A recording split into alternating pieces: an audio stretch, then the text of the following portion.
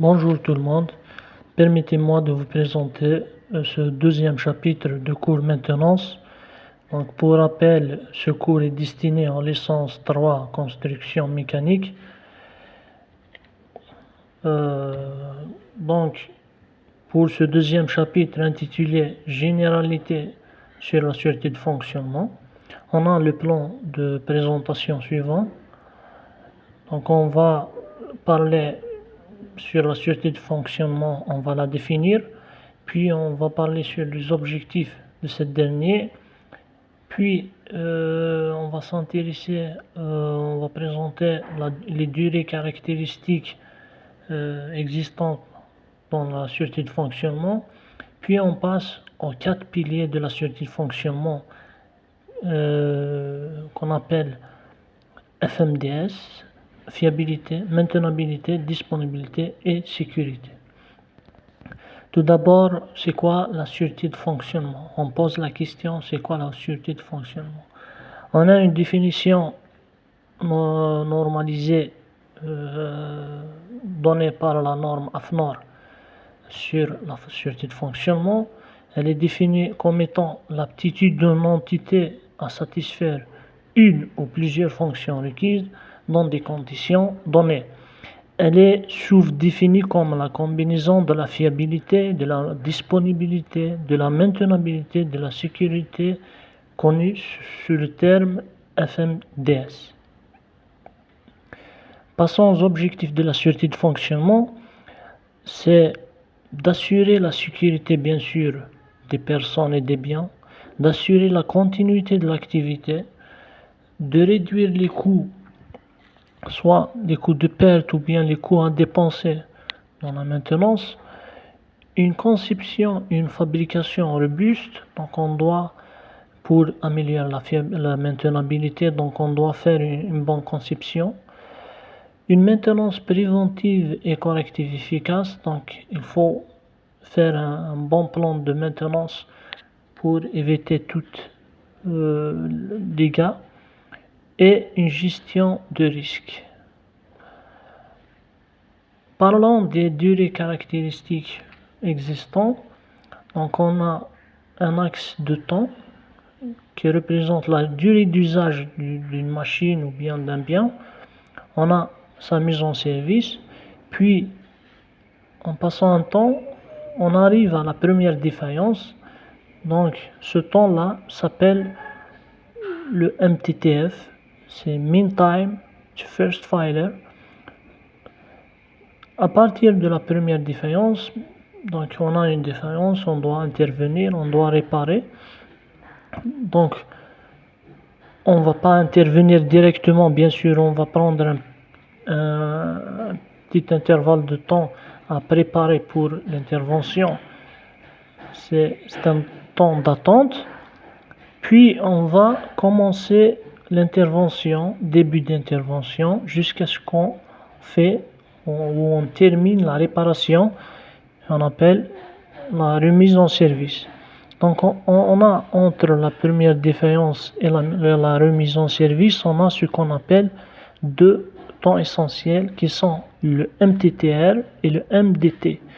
MTTR, c'est le Mean Time to Repair. MDT, c'est le Mean Downtime, c'est le temps où la machine est à l'arrêt. À partir de la remise en service jusqu'à une autre défaillance, on appelle ça Mean Uptime, c'est le temps de fonctionnement, de bon fonctionnement. Et entre la première défaillance et la deuxième défaillance, on a ce qu'on appelle le MTBF, Mean Time Between Failures. Parlons du premier, comment dirais-je, pilier de la sûreté de fonctionnement, qui est la fiabilité. C'est quoi la fiabilité? C'est l'aptitude d'un bien à accomplir une fonction requise dans des conditions données pendant une durée donnée. On a une définition de point de vue mathématique. La fiabilité, c'est une fonction de probabilité qui mesure la probabilité qu'un bien fonctionne correctement pendant une période de temps t donnée dans une euh, dans, dans sa durée de vie t. Elle est donnée par la formule suivante. Le deuxième pilier, c'est la maintenabilité. Ce qu'on appelle la maintenabilité, c'est quoi la maintenabilité? Si on définit la maintenabilité, c'est l'aptitude d'un bien à être maintenu ou rétabli dans un délai donné, dans un état dans lequel il peut accomplir une fonction requise lorsque l'exploitation de la maintenance et la maintenance sont accomplies dans des conditions données avec des procédures et des moyens prescrits.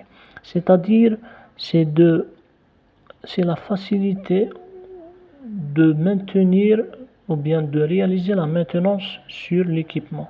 C'est ça la maintenabilité. Lorsqu'on a une machine qu'on peut réparer dans un intervalle de temps petit, on dit qu'elle est maintenable. Elle a une bonne maintenabilité. Lorsqu'on va prendre beaucoup de temps pour la réparer, donc la maintenabilité de cette machine est faible. Maintenant, les facteurs qui peuvent affecter la maintenabilité, donc on a la conception de bien. Si la conception de bien n'est pas bonne, donc on va prendre beaucoup de temps pour arriver à une pièce, à détacher une pièce ou bien à réparer une pièce. La qualité des composants, c'est-à-dire si les composants sont de mauvaise qualité, donc on a beaucoup de problèmes à les réparer. La documentation, si on a de documentation, on peut réparer facilement. Les procédures de maintenance aussi jouent un rôle. Pour améliorer ce facteur-là, on peut y toucher quelques points pour arriver. Donc l'utilisation de méthodes de conception de fabrication adaptées, le choix des composants de qualité, la mise en place d'une documentation claire et complète, la définition de procédures de maintenance bien définies. Le troisième pilier de la sûreté de fonctionnement est très connu aussi, la disponibilité, availabilité en anglais.